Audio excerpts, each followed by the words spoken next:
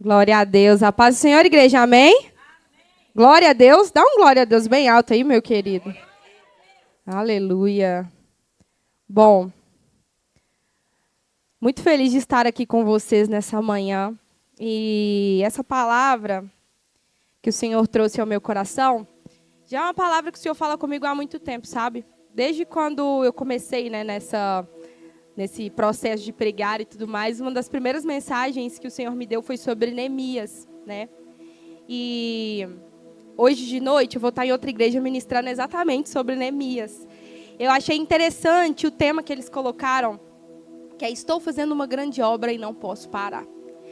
E aí eu fui entender melhor o que Neemias estava querendo dizer, né? O que estava acontecendo, qual era o contexto daquele momento que Neemias estava vivendo quando ele falou isso. E o Senhor foi me direcionando a algumas coisas engraçadas dentro do mesmo homem, Neemias. Eu já tenho 3, 4 palavras só em cima de uma pessoa, meus irmãos. Pra vocês verem o tanto que Deus fala conosco, né? Quanto que Deus fala de formas diferentes, independente do momento que a gente está vivendo, né? E nesta manhã eu quero compartilhar isso com você. O tema dessa palavra é: estou fazendo uma grande obra e não posso parar. Diga comigo: estou fazendo uma grande obra e eu não posso parar. Para começar, quero dar um contexto aqui para você sobre quem era Neemias, caso você não conheça, né? Neemias era um copeiro de um rei. E ali ele recebe notícias, né, da sua cidade, que sua cidade estava vivendo uma miséria, estava vivendo um tempo difícil, né?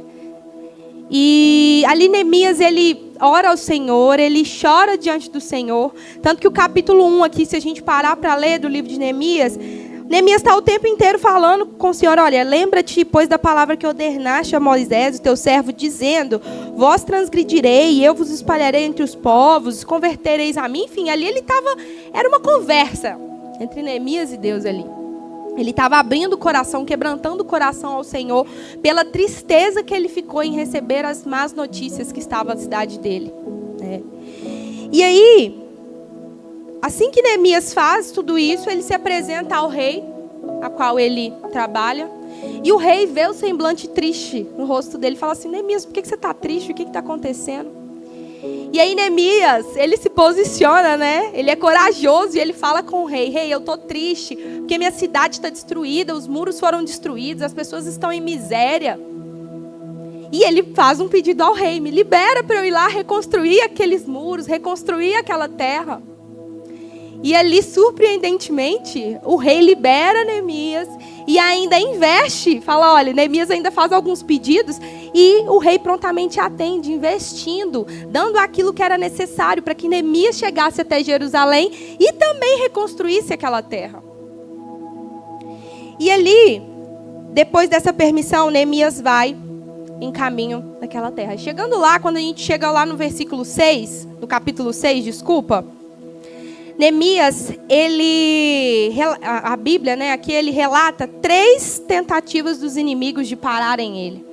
Teve traição, teve tudo que vocês imaginarem, meus irmãos. 3 tentativas de parar Neemias.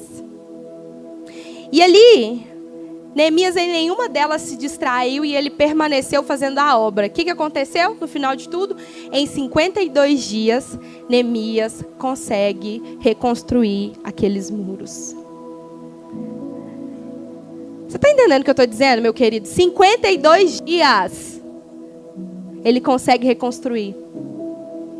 Naquele tempo não tinha engenheiro, né? Não tinha ninguém para fazer um cálculo, nada disso. Pensa, 52 dias. E mais uma vez, o Senhor provando aqui que a mão dele estava sobre Neemias.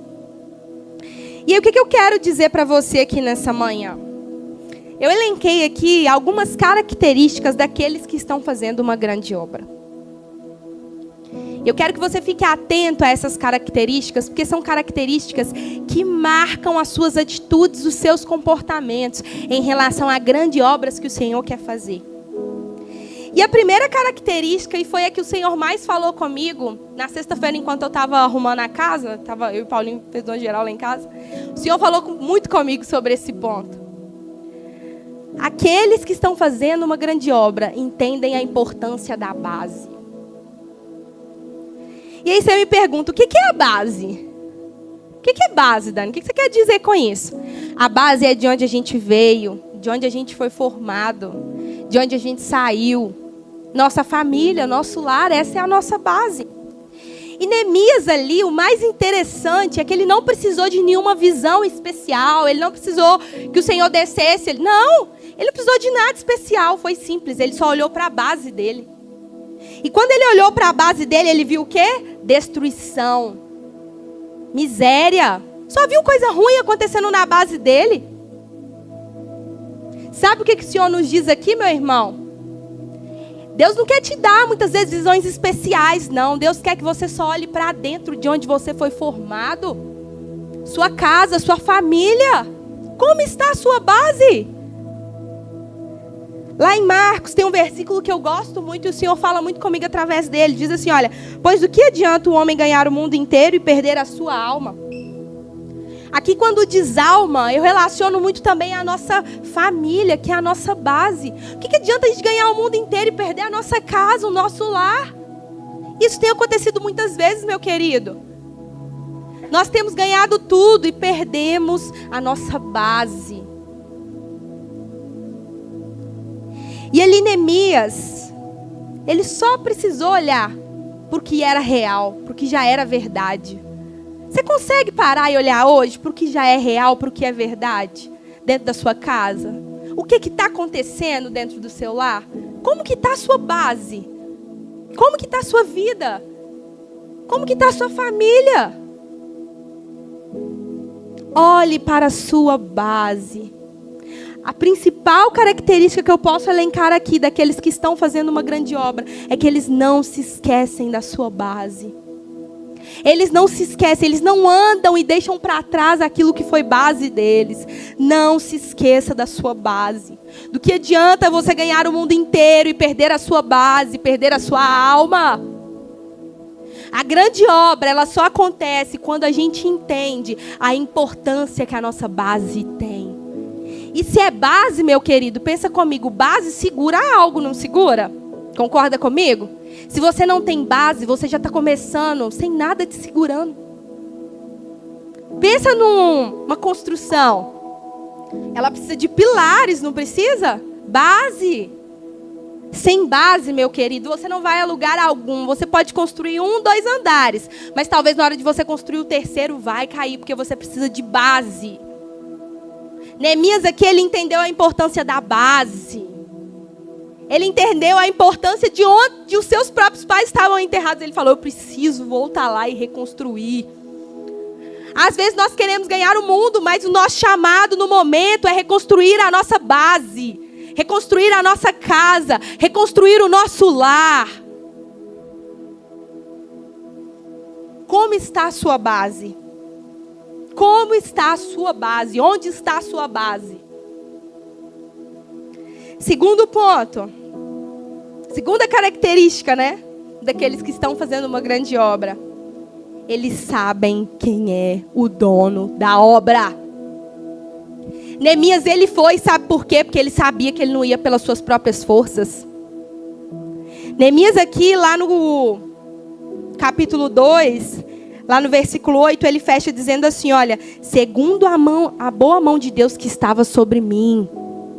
Ou seja, ele sabia quem era o dono da obra. Ele sabia que não era dele, que não era por ele.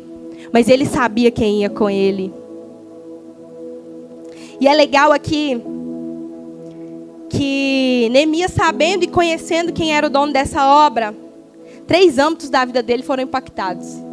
Irmãos, esses 3 âmbitos me marcaram tanto que na semana passada, quando eu preguei para a mocidade lá no acampamento, falei exatamente sobre esses 3 âmbitos da nossa vida que são impactados.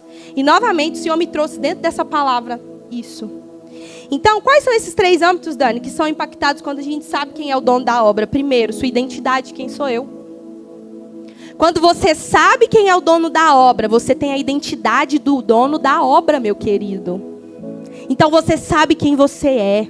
Neemias aqui, ele teve várias chances de ser distraído, mas ele sabia quem era o dono da obra.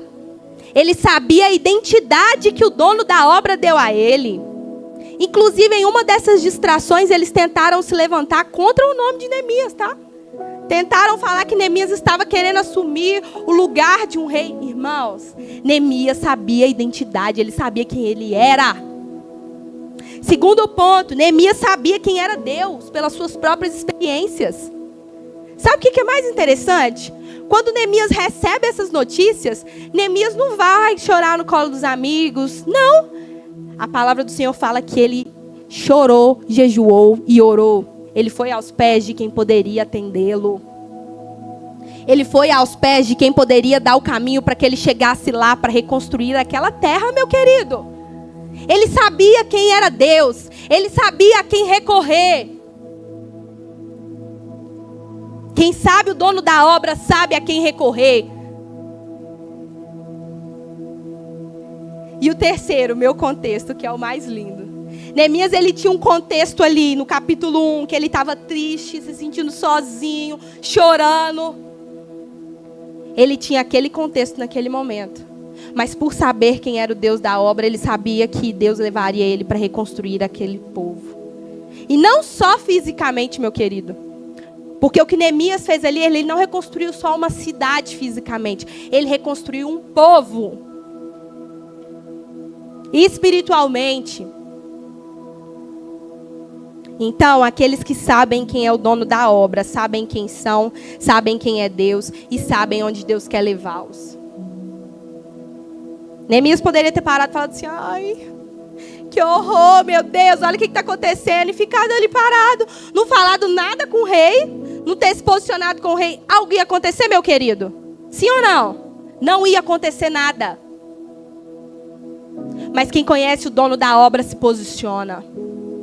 Você precisa se posicionar. Se você conhece o dono pela qual te chamou, você conhece Deus que te chamou, você precisa se posicionar. Você precisa falar, você precisa ser ousado, você precisa ter coragem. Você precisa abrir a sua boca.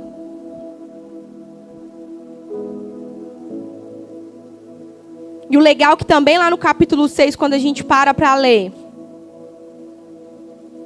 vemos a todo momento Neemias sendo direcionado por Deus para vencer a distração. O que isso significa, Dani? Significa que só vencer as distrações só foi possível porque ele conhecia quem era o dono da obra. Se ele não conhecesse, talvez ele não venceria uma das distrações ou nenhuma das distrações. E o mais legal, que por ele saber quem era o dono da obra, ele também fez nações entenderem quem era o dono da obra, meu querido. Lá no capítulo 6, lá no verso 16, diz assim, olha, porque reconheceram que o nosso Deus fizera essa obra. Quando a obra terminou depois de 52 dias, sabe o que aconteceu? Os inimigos começaram a reconhecer quem era o Deus da obra. Quem é o Deus da obra que está fazendo na sua vida? Às vezes você tem vários deuses nessa obra e não tem o principal, que é o nosso Senhor. Tem vários deuses. Ah, meu pai, meu marido é o Deus. Meu querido, há apenas um. E Deus não divide esse lugar. Esse lugar é de Deus. Não se esqueça disso. Saiba quem é o dono da obra. Recorra a quem é o dono da obra. Sua identidade está firmada no dono da obra. Terceiro ponto aqui, das características daqueles que estão envolvidos em uma grande obra. Eles estão atentos para não caírem em distrações. Ao enfrentar aqui a oposição, quando você vai lá no capítulo 6, cita aqui certinho as 3 oposições que Neemias enfrentou. E na primeira delas ele disse o seguinte, olha que legal, lá no verso 3. E enviei-lhes mensageiro a dizer, estou fazendo uma grande obra, de modo que não poderei descer. Ou seja, de modo que eu não poderei parar. Então Neemias ali, ele confiou em Deus e permaneceu firme na fé de que ele estava fazendo uma grande obra e que ele não poderia parar. Ele estava tão atento à voz de Deus que as distrações não conseguiram nem movimentar ele, nem perturbar. Cuidado com as distrações, meu querido. Cuidado. O problema é que muitas vezes a gente cai na distração porque a nossa fé está fraca, a nossa fé está abalada, nosso posicionamento foi embora. Imagina Neemias, meu querido, construindo ali, ele devia estar cansado, né? Cansado, corpo físico cansado. Toda hora alguém tentando se opor contra ele. Nossa, imagino. Mas sabe o que Neemias tinha? Ele não precisava de força física. Ele não precisava de nada disso. Sabe por quê? Porque ele tinha uma fé inabalável ao Deus que era o dono da obra. Você pode estar cansado, mas se você tem o Deus que é o dono da obra, você não vai se distrair. Pode ser que, na hora que você pensa, não, peraí, isso aqui está errado. Não se distraia, concentre-se. Há um Deus grande que quer fazer obras grandes, mas cuidado com as distrações.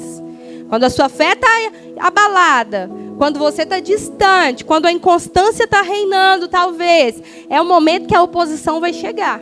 E aí? Cadê sua fé? Onde que ela está? Cuidado com as distrações. O momento que estamos com a nossa fé fraca e abalada é o momento ideal para as oposições nos vencerem. Isso significa que a gente não pode fraquejar na nossa fé. A gente pode sentir o corpo fraco, a mente cansada, mas a nossa fé precisa permanecer de pé. Por último, e eu acho que é uma das características mais gritantes, né? Aqueles que estão fazendo uma grande obra, primeiro se avivam, para depois viver um avivamento coletivo. Neemias aqui ele fez o seguinte, ele recebeu a notícia lá no capítulo 1, chorou, se avivou, se posicionou, para depois de 52 dias ele conseguir reconstruir aqueles muros. Meu querido, ele precisou de um avivamento com ele mesmo. Ele precisou colocar primeiro diante de Deus. Antes dele chegar para todo mundo, ele precisou primeiro ter com Deus. Então, antes de querer algo coletivo, meu querido, queira um avivamento individual. A gente só vai multiplicar o avivamento que a gente quer viver se a gente ter o nosso avivamento próprio. Não adianta nada a gente ficar pregando avivamento se a gente mesmo não vive esse avivamento. Se a nossa vida não reflete o avivamento, se a nossa identidade não reflete o avivamento. Neemias é um exemplo porque o avivamento primeiro acontece nele, para depois aquela terra ser avivada. E, gente, com Deus não é diferente. O processo de Deus ele é simples. É primeiro com você, depois com o outro. Por que a gente fica tentando mudar a ordem? Querendo corrigir o outro se a gente não está? Comece em você. Tem uma frase, né, muito clichê aí no mundo que diz: se você quer ver uma mudança, comece em você. É clichê, é óbvio, mas é um óbvio que precisa ser dito, meu querido. Que comece em nós. Que comece no silêncio, lá dentro de nós, nas partes mais escuras. O Senhor quer botar a luz onde estão as partes mais escuras da nossa vida, meu querido. É só aí que o avivamento vai chegar. Não adianta nada eu vir aqui domingo clamar ao Senhor. Mais uma vez, um óbvio, né, sendo dito. Clamar ao Senhor todo domingo, sendo que na segunda-feira eu não me avivo. Na terça eu não me avivo. Na quarta eu não me avivo. Na quinta, muito menos. Aí domingo você chega aqui vazio. Você vai lá e se enche um pouco. E acha que você vai vencer. Meu querido, essa não é uma característica de quem está fazendo uma grande obra. Aqueles que estão fazendo uma grande obra e não podem parar, são aqueles que todos os dias se levantam e falam: eu estou numa grande obra, eu preciso me avivar, eu preciso me avivar. Senhor, me aviva todos os dias. Se você quer uma grande obra, se avive todos os dias. Busque o avivamento todos os dias.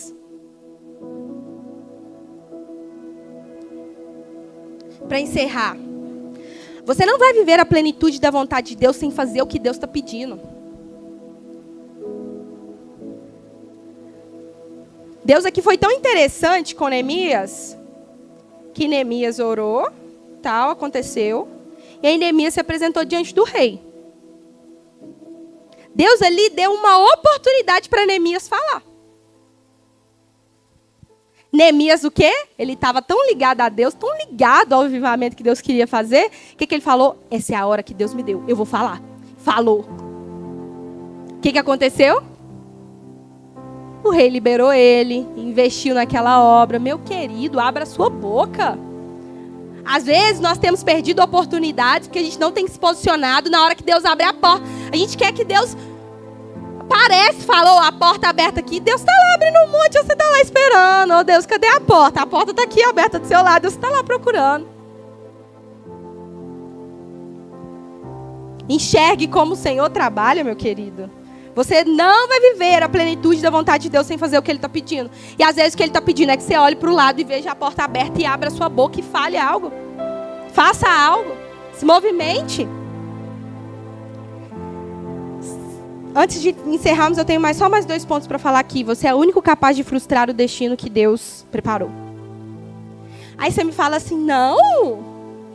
Mas as distrações poderiam frustrar o que Deus queria para Neemias. Mas elas não frustraram, por quê? Porque Neemias não deixou. Ou seja, o único capaz de frustrar o que Deus queria era Neemias. Se ele caísse em uma das tentações, ele tinha frustrado. Nem as distrações são capazes de acabar com o que Deus faz, meu querido. Não são capazes. Sabe qual que é o nosso problema? A gente dá força para o capeta. A gente dá força para a distração. Concentra na distração. É óbvio, vai frustrar. Não se concentre na distração. Para de falar, o capeta está me distraindo. Meu querido, você é o único capaz de cair no que o capeta está fazendo. Você é o único capaz. Eu não posso nem chegar lá e te empurrar, porque você pode sozinho. Você é o único capaz de frustrar. O inimigo não pode frustrar os planos de Deus. Mas um óbvio que precisa ser dito, que a gente fica exaltando o demônio e... Gente, demônio não merece exaltação, não. Ele não pode, pronto, não acabou. O problema muitas vezes somos nós. Muitas vezes não somos nós. Nosso maior inimigo aqui, ó, é quando você olha no espelho, somos nós mesmos. Não para de dar ibope pra capeta e olha pra você e fala assim, oh Deus, eu acho que é meu caráter. Sou eu mesmo, né, Senhor? Olha no espelho. Você é o único capaz de frustrar aquilo que Deus te deu. Você é o único capaz de frustrar a grande obra que o Senhor está fazendo. E por último, a sua falta de posicionamento aqui na terra te barra de viver as realidades do céu. Neemias, ele se posicionou. E ele viveu a realidade do céu aqui na terra. Ele reconstruiu em 52 dias. Onde isso seria possível? Apenas na realidade do céu, meu querido. Você quer a realidade do céu? Se posicione. Para de se acovardar. Levanta. Reestrutura a sua base. Reestrutura a sua casa. Cuidado com as distrações. Fique de pé no seu lugar agora.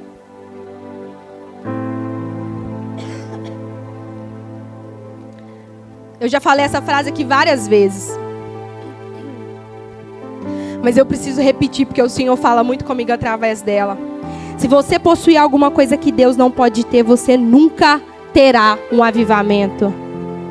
Se tem algo, se a sua base, se qualquer coisa dentro de você não pode ser de Deus, você nunca vai viver um avivamento.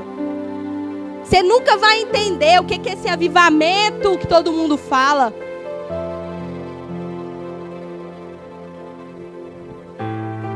Se você possui alguma coisa que Deus não pode ter, você nunca terá um avivamento. Tem uma canção, ontem enquanto eu estava, sexta-feira na verdade, quando eu estava começando a montar essa palavra, eu falei, Senhor, eu sempre gosto, né, de pregar e vir com uma canção, que eu sei que a canção é como uma água, né, jorrando as sementes que a gente plantou. E ali o Senhor me falou dessa música. O Senhor me falou tão claramente, como se Neemias ali dissesse, eis-me aqui, eu estou disponível, me envia. Usa-me para restaurar minha terra.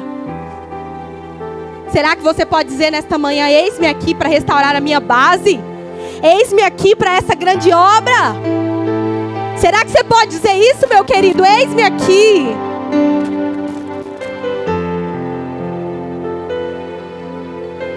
Aleluia.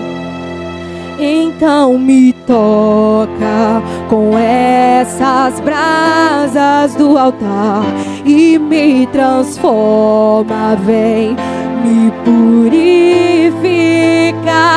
Então me toca com essas brasas do altar e me transforma, vem me purificar. Eis-me aqui, estou disponível, então usa-me. Me fiz exclusivo só pra te servir. Envia-me. Você pode dizer isso, meu querido? E como dizer não para o teu chamado, se me deste unção para ser usado pra tua glória, somente pra tua glória.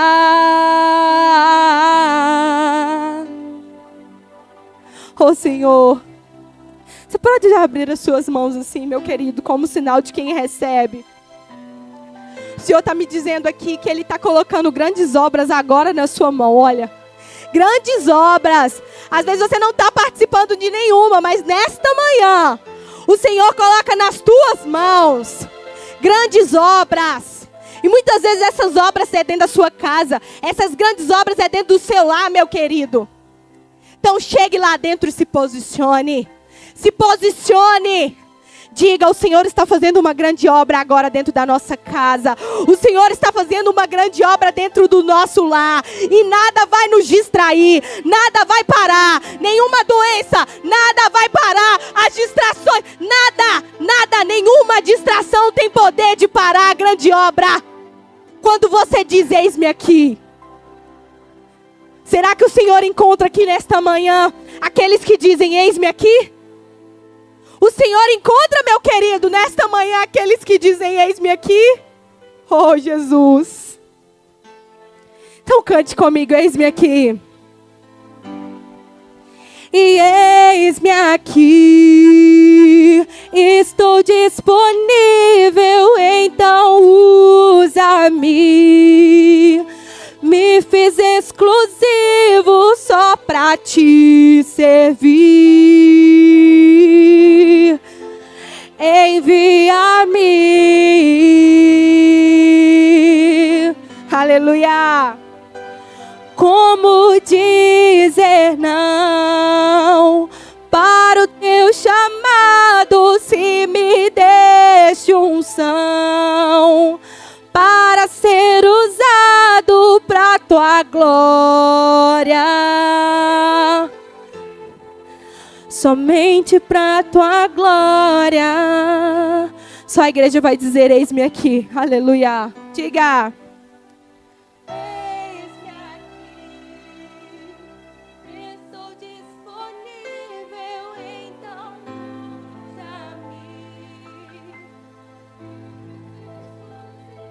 só pra te servir. Envia-me. Aleluia. Como podemos dizer não? Como? Para o teu chamado, se me deste unção pra tua glória, somente pra tua glória, somente pra tua glória. Diga isso. Somente pra tua glória, somente pra tua glória, somente. Aleluia.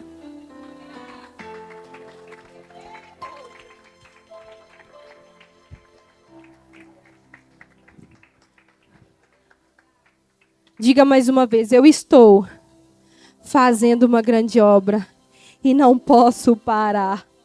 Diga para o seu querido aí do lado: eu estou fazendo uma grande obra e eu não posso parar. Você vem comigo? Pergunta para ele: você vem comigo? Glória a Deus. Aplauda o Senhor mais uma vez, meu querido.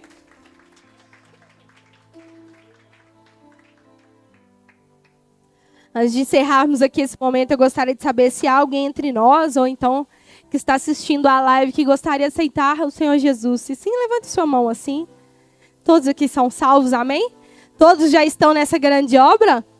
Glória a Deus. Eu já faço parte de uma grande obra, meu querido. O Senhor já tem feito. Você também faz parte. A Igreja Batista Filho é uma grande obra do Senhor, meu querido. Então, nós fazemos parte de uma grande obra, amém? Que o Senhor te abençoe e te dê uma excelente semana.